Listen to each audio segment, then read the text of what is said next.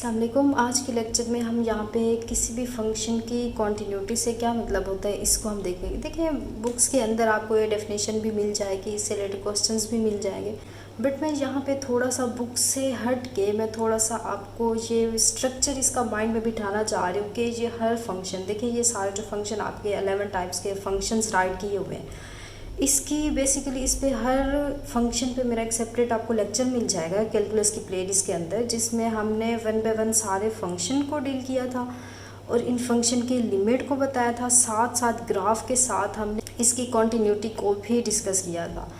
तो आज के लेक्चर का पर्पस ये था कि थोड़ा सा मैं अगेन इन फंक्शंस को थोड़ा मैं आपको रिकॉल कर दूं और साथ में आपको मैं मीनिंग बता दूं कि असल में आपका ये कॉन्टीन्यूटी का मतलब क्या होता है। बेसिकली इसकी डेफिनेशन हम देखेंगे और इसका डेप्थ में जाके इसके मीनिंग हम अंडरस्टैंड करेंगे। देन इंशाल्लाह नेक्स्ट लेक्चर के अंदर हम कॉन्टीन्यूटी की कुछ टाइप्स को देखेंगे। जैसे कोई फंक्शन कॉन्टीन्यूस ना हो तो उसको हम डिसकॉन्टीन्यूस कहते हैं, इस टाइप को देख लेंगे, कॉन्टीन्यूटी डिसकॉन्टीन्यूटी। और बेसिकली जो कॉन्टीन्यूटी की टाइप्स आती है उसके अंदर देखेंगे हम होल आ जाता है, जंप आ जाता है, इन्फिनिट के ऊपर आपकी डिसकॉन्टीन्यूस फंक्शन हो जाता है। तो कुछ उसके अंदर इन सारी डिसकॉन्टीन्यूस फंक्शन के अंदर कुछ ऐसे फंक्शन आ जाते हैं जो कि रिमूवेबल होते हैं, मतलब कि उसके अंदर उस फंक्शन को मैं रिमूव करके, जहाँ पे हमारा फंक्शन डिसकॉन्टीन्यूस होता है उस पॉइंट को रिमूव करके उस डिसकॉन्टीन्यूस फंक्शन को हम कॉन्टीन्यूस फंक्शन बना पाते हैं। तो हम यहाँ पे रिमूवेबल, डिसकॉन्टीन्यूस, कॉन्टीन्यूस फंक्शन, ये भी सारा इंशाल्लाह टाइप्स हम इसकी नेक्स्ट लेक्चर के अंदर देखें। सबसे पहले तो कॉन्टीन्यूस फंक्शन का आप मतलब समझें।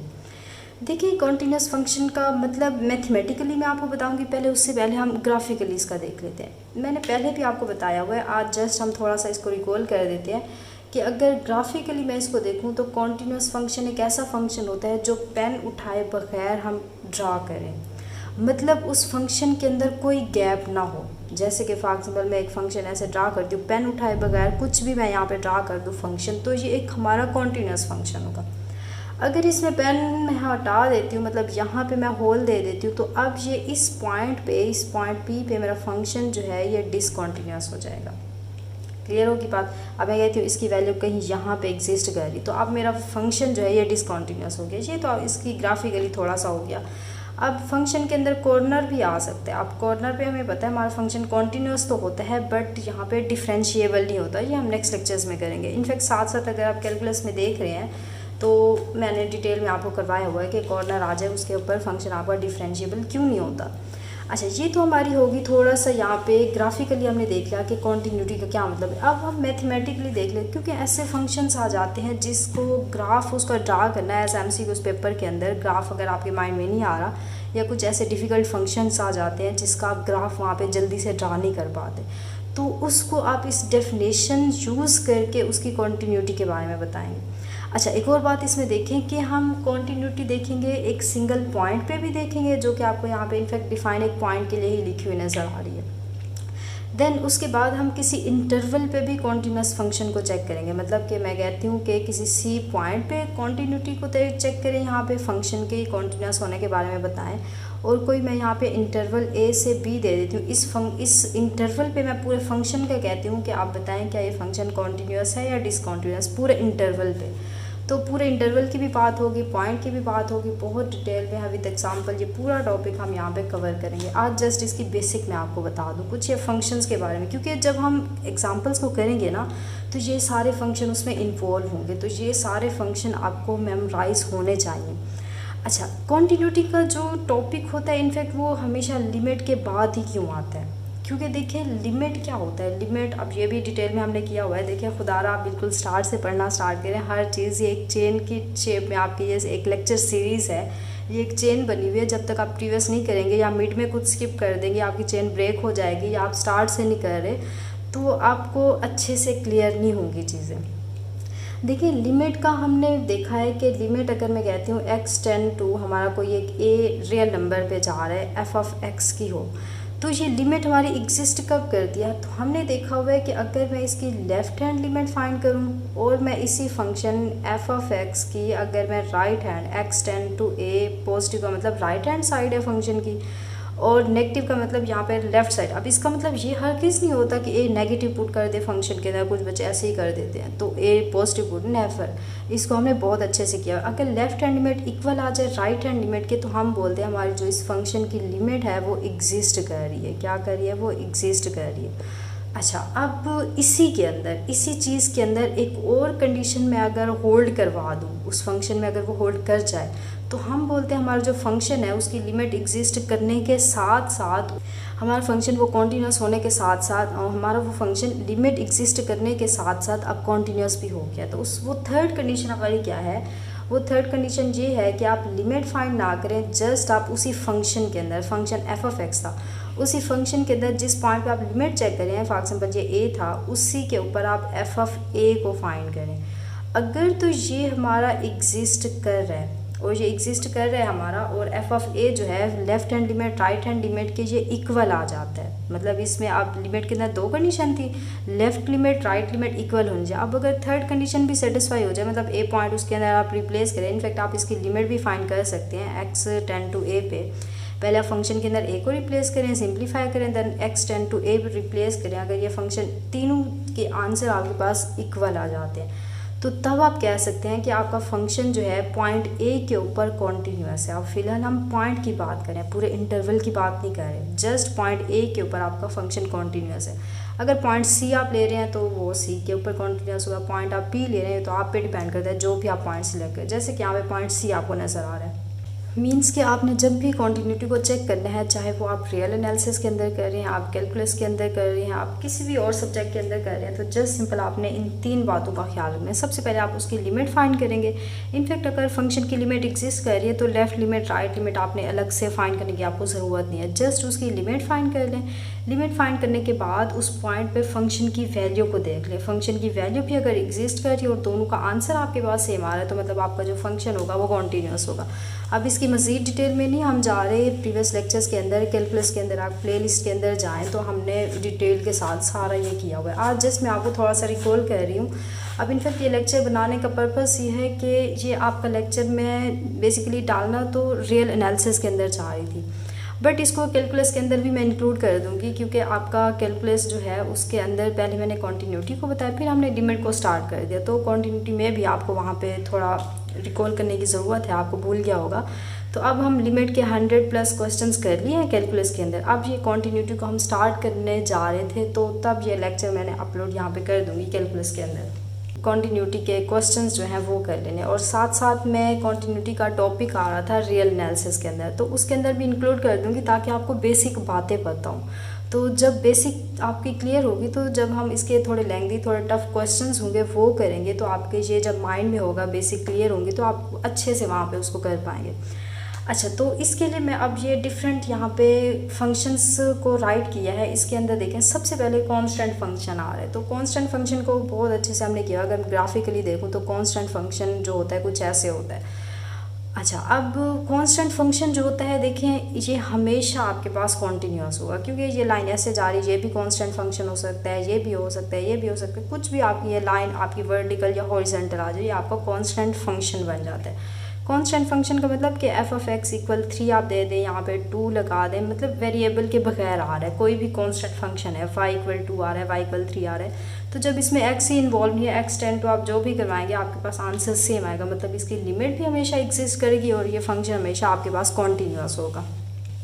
अच्छा, उसके बाद बात आती है आइडेंटिटी फंक्शन की। आइडेंटिटी फंक्शन का मतलब होता है y is equal to x. अब y इक्वल एक्स का मतलब, y का मतलब होता है f ऑफ एक्स। अब f ऑफ एक्स राइट करें या y राइट करें, बात एक ही होती है।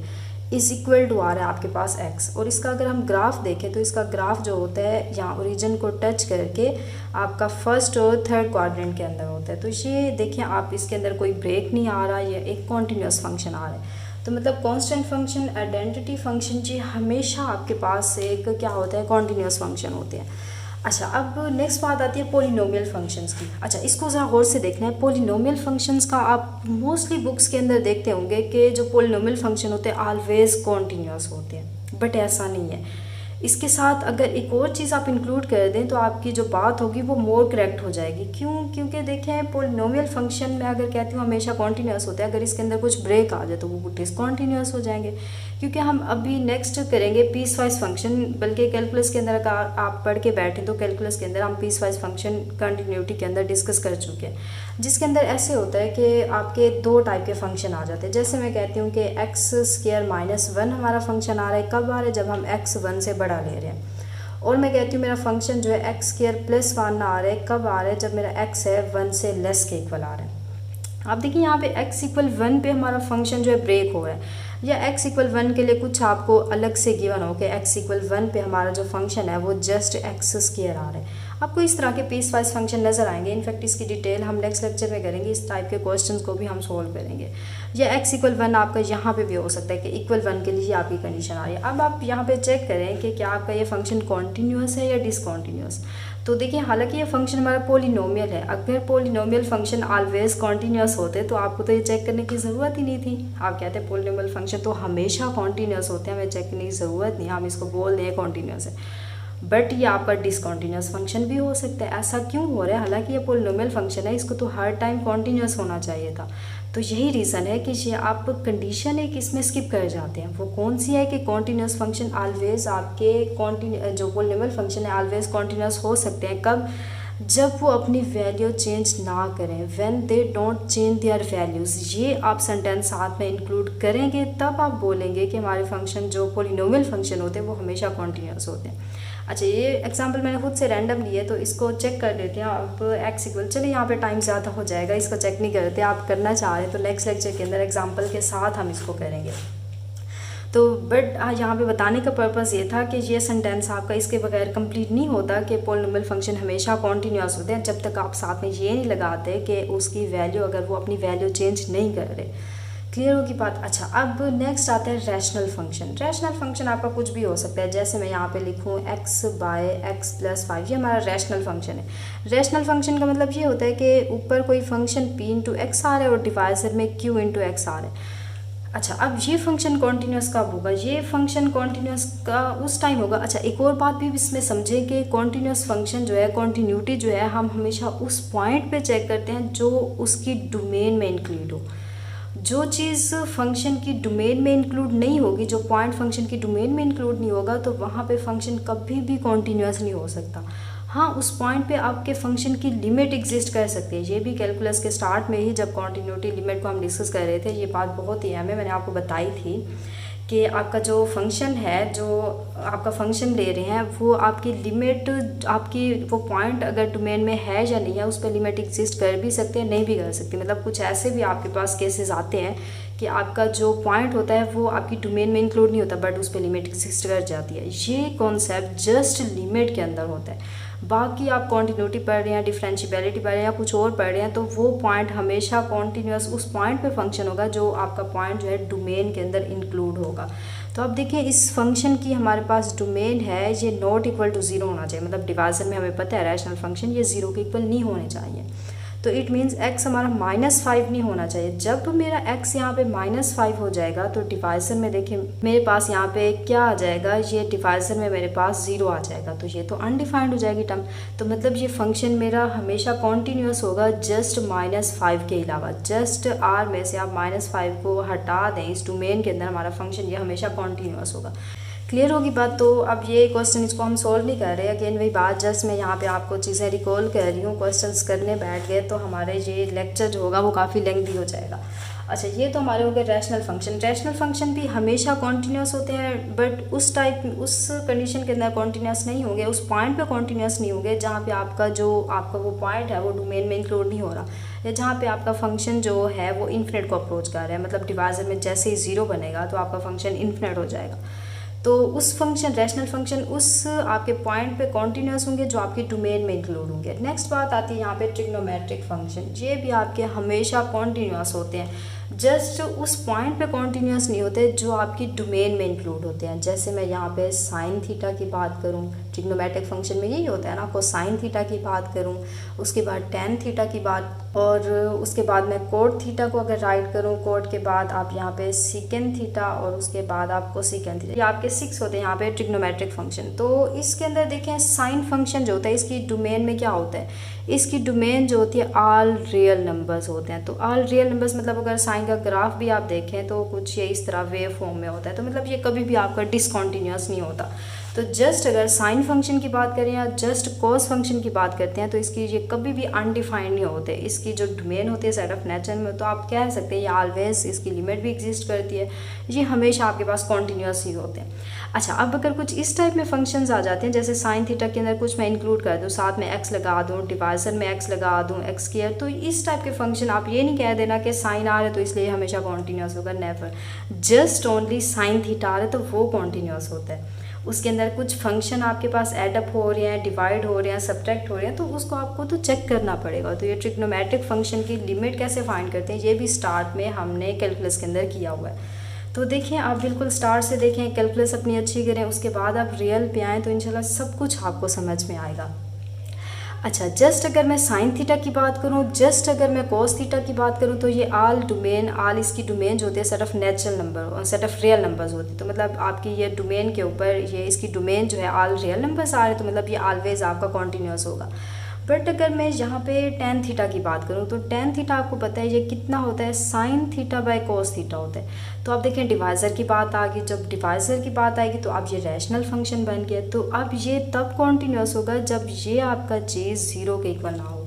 तो कोस थीटा आपका 0 के इक्वल कब होता है, अगर मैं कोस थीटा की बात करूं तो ये π/2 मतलब 90 का अगर मैं यहाँ पे ओड मल्टीपल ले लूँ तो आपका कोस थीटा जो होता है वो 0 के इक्वल आ जाता है। बट ये 0 नहीं होना चाहिए, मतलब अगर रियल नंबर में से मैं ये चीज़ निकाल देती हूँ तो तब आप कह सकते हैं आपका टेन फंक्शन भी कॉन्टीन्यूअस होगा। अब ये ऑलवेज कॉन्टीन्यूअस नहीं होता, all domain set of real number पे कॉन्टीन्यूअस नहीं होता। अगर रियल नंबर में से ये चीज़ आप निगलेक्ट कर दें तो तब आपका ये फंक्शन जो होगा कॉन्टीन्यूअस हो जाएगा। सेम इसी तरह आप कोड को देख लें, कोड के अंदर जस्ट अगर इसकी डोमेन भी देखें यही है। अगर कोड की मैं डोमेन फाइंड करूँ तो कोड थीटा की डोमेन हमने क्या पढ़ी है, सेट ऑफ रियल नंबर में से आप n पाई को माइनस कर दें तो ये कोड की डोमेन है। अच्छा, इस डोमेन के अंदर आपका फंक्शन हमेशा कॉन्टीन्यूअस होगा। ऐसा क्यों हो रहा है, देखिए कोड की हमारे पास कोड थीटा किसके इक्वल होता है, कोस बाय साइन थीटा के इक्वल होता है। सेम ये आपका एक रैशनल फंक्शन बन गया है, तो मतलब साइन थीटा 0 नहीं होना चाहिए। जैसे ही साइन थीटा 0 होगा आपका फंक्शन डिफाइन ही नहीं होगा। तो जब डिफाइन नहीं होगा कॉन्टीन्यूअस तो दूर की बात है। तो मीन्स कि अब ये आपका फंक्शन इस डोमेन में इंक्लूड नहीं हो रहा पॉइंट। तो साइन थीटा आप देखें कब कब 0 के इक्वल आता है, जब भी आपका यहाँ पे पाई का मल्टीपल n, कोई भी पाई के मल्टीपल में नंबर आ जाए, मतलब कोई भी नेचुरल नंबर कोई भी आपका n आ जाए यहाँ पे पाई के मल्टीपल में, तो आपका साइन हमेशा 0 हो जाता है। मतलब पाई पे साइन 0 होता है तो उसके मल्टीपल पे भी 0 हो जाएगा। सेम कोस थीटा 90 पे 0 होता है, तो 90 के इवन मल्टीपल यहाँ पे आपने और मल्टीपल छोड़ ली, क्योंकि इवन जब लेंगे तो 2 से यहाँ पे आप कैंसिल कर पाएंगे तो वो पाई नहीं रहेगा, वो सॉरी यहाँ पे π/2 नहीं रहेगा। तो ये चीज़ें हमने ट्रिग्नोमेट्री के अंदर बहुत अच्छे से की हुए हैं, तो वहाँ जाके आप देख लें। तो अगेन मैं हर बार आपको यही कहती हूँ, हर चीज़ आप एक सीक्वेंस में करें। पहले आप अपनी ट्रिग्नोमेट्री अच्छी करें, उसके बाद कैलकुलस पे आएँ, वो अच्छी करें, लिमिट आपकी अच्छी हो, कॉन्टीन्यूटी अच्छी हो, तो तब आप रियल एनालिसिस के अंदर आएंगे तो वो क्वेश्चन जितने भी डिफ़िकल्ट होंगे आप खुद भी कर पाएंगे। अच्छा, अब अगर मैं सीकेंड की बात करूं तो सीकेंड के अंदर हमें पता है कि इसकी जो डोमेन होती है सेट ऑफ रियल नंबर में से सेम π/2 का अगर आप ओड मल्टीपल माइनस कर दें तो ये सीकेंड की आपकी डोमेन हो जाती है, क्योंकि इसके डिवाइजर में भी कोस आता है, 1 ये कोस थीटा होता है सीकेंड, और कोसेकेंड आपको पता है ये 1 साइन होता है। तो साइन की यहाँ पे डिवाइजर में साइन था तो इसकी डोमेन भी r में से आप n पाई को आप माइनस कर दें, तो इस डोमेन के ऊपर आपके फंक्शन हमेशा जो होंगे वो कॉन्टीन्यूअस होंगे। मतलब ये आपने जो राइट किया इंटरवल, इसके अलावा आप कुछ रियल नंबर में से सिलेक्ट करें तो ट्रिग्नोमेट्रिक फंक्शन जो होंगे वो हमेशा आपके क्या हो जाएंगे, कॉन्टीन्यूअस हो जाएंगे। अच्छा, ये तो हमारे हो गए थोड़ा सा यहाँ पे आइडिया हो गया ट्रिग्नोमेट्रिक फंक्शन का। अब उसके बाद हमने फंक्शन देखा था मॉडुलस फंक्शन। तो मॉडुलस फंक्शन भी मैंने बहुत अच्छे से करवाया। तो अगर इसका ग्राफ सबसे पहले तो देखें मॉडुलस फंक्शन कौन से होते हैं, f(x) = x का मॉड ये फंक्शन होता है। तो इसका ग्राफ अगर आप देखें तो ये इस तरह से होता है, आप 0 पे कॉर्नर आ रहे हो तो देखिए ये हमेशा कॉन्टीन्यूस होंगे। बट ये चीज़ देख लें अगेन वही बात कि मॉडुलस फंक्शन जहाँ भी आ जाए आपने ये नहीं कह देना ये हमेशा कॉन्टीन्यूस होते हैं। वैसे just modulus function x mode की बात करें ये ऑलवेज आपके कॉन्टीन्यूस होंगे। बट अगर मैं इसमें कुछ डिवाइड कर दूँ या एक्स बाय एक्स का मोड लिख लूँ, इनफैक्ट इन दोनों फंक्शन की लिमिट एग्जिस्ट नहीं करती, कॉन्टीन्यूस तो दूर की बात है। तो अगर कुछ मल्टीप्लाई डिवाइड रैशनल फंक्शन बन के आ रहे हैं, कुछ और इसमें एडिशन सब्ट्रैक्शन हो रही है, तो आपके कॉन्टीन्यूस फंक्शन हो भी सकते हैं, नहीं भी हो सकते। यहाँ पे जस्ट मैं आपको मॉडुलस फंक्शन के बारे में बताया, एफ ऑफ एक्स इक्वल है एक्स मोड, ये हमेशा ऑल आपके डोमेन पे कॉन्टीन्यूस होते हैं। अच्छा, उसके बाद हमने पढ़ा था सिग्नम फंक्शन। अब सिग्नम फंक्शन क्या होता है, ये आपका होता है y लिख लें आप या एफ ऑफ एक्स लिख लें, ये फंक्शन जो होता है एक्स मोड बाय एक्स होता है। कब ये होता है, जब x आपका 0 के इक्वल नहीं है। अगर आपका x 0 के इक्वल है तो ये भी 0 हो जाता है। मेन इसका देखें ग्राफ होता है। अब इसको कुछ बुक्स के अंदर ऐसे भी लिखा होता है कि x बाय एक्स का मोड होता है, या आप इसको ऐसे भी लिख सकते हैं कि इस फंक्शन की आप दूसरी डेफिनेशन भी होती है कि आपका 1 आता है आंसर, -1 आता है। 1 कब होगा, जब x ग्रेटर 0 हो। -1 कब आता है, जब x 0। ये सारे फंक्शन एक ही बात है। तो अगेन वही बात, अगर सिग्नम फंक्शन अच्छे से करना चाहते हैं तो इसकी आपको एक सेपरेट लेक्चर कैलकुलस के अंदर आपको मिल जाएगा, तो वहाँ पे आप जाके देख लें। तो इनफैक्ट ये आपका होता है सिग्नम फंक्शन। तो अब देखिए 0 पे आपका फंक्शन जो है वो ब्रेक हो रहा है। 0 पे देखें आपकी वैल्यू जो है फंक्शन की, यहाँ पे 0 पे 0 आ रही है और यहाँ पे ये -1 आ रहा है और यहाँ पे -1 आ रही है, यहाँ पे +1 आ रहा है। तो मतलब 0 पे आपका ये जो फंक्शन है वो डिफाइन नहीं होता। 0 पे आपका ये फंक्शन जो है ये कॉन्टीन्यूस नहीं है। इसकी हमने यहाँ पे ग्राफ से देख लिया। आप अगर इसकी डिटेल करनी है उसके अंदर मैंने सिग्नम फंक्शन के अंदर लिमिट के बारे में, उसकी कॉन्टीन्यूटी के बारे में, डिफरेंशियबिलिटी के बारे में, ये फंक्शन होते क्या है, इसकी जो टाइप्स हैं, वो सारा एक सेपरेट लेक्चर आपको कैलकुलस के अंदर मिल जाएगा, वो हमने सारा किया हुआ है। अच्छा, सेम ग्रेटेस्ट इंटीजर फंक्शन, यहाँ पे आपका लोगरिथम फंक्शन, एक्सपोनेंशियल फंक्शन, इन सारे फंक्शंस पे भी कैलकुलस के अंदर एक सेपरेट लेक्चर मिल जाएगा, जिसके अंदर एक फंक्शन को मैंने लिया, उसमें उसकी लिमिट बताई, उसकी कॉन्टीन्यूटी, उसकी डिफरेंशियबिलिटी, सब कुछ एक लेक्चर के अंदर एक फंक्शन के बारे में मैंने सारा आपको बता दिया। आज जस्ट मैं आपको थोड़ा सा रिकॉल करवा रही हूँ। अच्छा, अब नेक्स्ट हमने पढ़ा था, उसके बाद था ये ग्रेटेस्ट इंटीजर फंक्शन। तो ग्रेटेस्ट इंटीजर फंक्शन का देखें सबसे पहले ग्राफ कुछ ऐसे होता है कि 0 पे आपकी फंक्शन की वैल्यू देता है, यहाँ फंक्शन ब्रेक हो जाता है 1 पे, फिर यहाँ वैल्यू देता है 2 पे ब्रेक हो जाता है, ये 0 हो गया, यहाँ 1 हो गया, ये आपका यहाँ पे 2 हो गया। तो अब देखिए जैसे ही आपका यहाँ पे इंटीजर आ रहा है, इंटीजर आ रहा है तो तब आपका फंक्शन ब्रेक हो रहा है। तो मतलब ग्रेटेस्ट इंटीजर फंक्शन जो होता है ये इंटीजर पे डिसकॉन्टीन्यूअस हो रहा है। तो इसकी टाइप्स भी हमने देखी थी। ये -1 आंसर कब देता है, जब -1x है 0 और 1 के -1 के दरमियान में हो और -1 के इक्वल भी हो सकते हैं। और ये 0 आंसर कब देता है, जब ये इक्वल 0 हो या 0 से बड़ा हो और 1 से छोटा आ जाए। और ये 1 आंसर कब देता है, जब ये 1 से ग्रेटर और इक्वल हो और 2 से स्मॉल नंबर हो। तो ये आपका था ग्रेटेस्ट इंटीजर फंक्शन। तो अगर इसी ग्रेटेस्ट इंटीजर फंक्शन की कॉन्टीन्यूटी के बारे में बात की जाए तो आपकी ये लिमिट की बात करें या कॉन्टीन्यूटी, दोनों जो है ये जस्ट आपकी जब आप यहाँ पे नॉन इंटीजर नंबर लेंगे तब ये एग्जिस्ट करेगी। जैसे आप इंटीजर पे आएंगे 0, 1, 2, 3 या माइनस की तरफ आप चले जाएं, -1, -2, -3, तो ये सारे इन फंक्शन पे आपका जो ये फंक्शन है इसकी ना लिमिट एग्जिस्ट करती है और ना ये कॉन्टीन्यूस होते हैं। जस्ट ओनली ये अपनी इंटेग्रल वैल्यू पे, मतलब ये कॉन्टीन्यूस जो इंटेग्रल वैल्यू मतलब इंटीजर के अलावा कुछ और नंबर आ जाते हैं तो ये आपके वो फंक्शन जो है कॉन्टीन्यूस हो जाते हैं। जैसे ही आपका इंटीजर आता है ये फंक्शन आपके डिसकॉन्टीन्यूस हो जाते हैं। बाय ग्राफ हमने देख लिया। अब डिटेल में करना है तो सेपरेट लेक्चर होगा, उसको आप देख लें। इनफैक्ट ग्रेटेस्ट इंटीजर की फंक्शन की लिमिट के बारे में आपको मेरे 2 या 3 सेपरेट लेक्चर मिलेंगे। तो ये मैं आपको प्रेफर करूँगी कि ग्रेटेस्ट इंटीजर फंक्शन की लिमिट आप वहाँ पे फाइंड करना सीख लें, वो बहुत अच्छे से हमने की हुई है। अच्छा, उसके बाद आपके आते हैं यहाँ पे लोगरिथम फंक्शन और आपका ये एक्सपोनेंशियल फंक्शन। ये भी आपके ऑलवेज कॉन्टीन्यूस फंक्शन होते हैं। अगर यहाँ पे आप लोगरिथम फंक्शन की बात करें, मतलब ये कॉन्टीन्यूस कब होंगे, अपनी डोमेन के अंदर। आप 0 के ऊपर या आप कुछ ऐसे नंबर्स आते हैं नेगेटिव पे, आपका जो ये लोगरिथम फंक्शन होता है अनडिफाइंड, जस्ट अपनी डोमेन के ऊपर। इसका ग्राफ देखें कुछ ऐसे होता है, ये लोगरिथम फंक्शन का या लोगरिथम फंक्शन का ये भी ग्राफ होता है। ये तो हमने ये बहुत अच्छे से किए हुए हैं। तो लोगरिथम फंक्शन जो होते हैं अपनी डोमेन के अंदर हमेशा ये कॉन्टीन्यूस होते हैं। सेम अगर मैं एक्सपोनेंशियल फंक्शन की बात करूँ, देखिए लेक्चर भी काफ़ी लेंथी हो रहा है। एक्सपोनेंशियल फंक्शन की बात करें तो एक्सपोनेंशियल फंक्शन का भी आपके पास ग्राफ कुछ ये ऐसे होता है और ये इस तरह से भी होता है, दोनों टाइप्स में होता है। तो कहने का ये मतलब है अपनी डोमेन के अंदर जो एक्सपोनेंशियल फंक्शन होते हैं और जो लोगरिथम फंक्शन होते हैं ये हमेशा आपके पास कॉन्टीन्यूस होते हैं। तो अगेन वही बात, अगर इन सारे फंक्शंस की आपने डिटेल करनी है तो कैलकुलस की आप प्लेलिस्ट के अंदर जाएं, उसके अंदर अपने ये सारे फंक्शन बहुत अच्छे से क्लियर कर लें।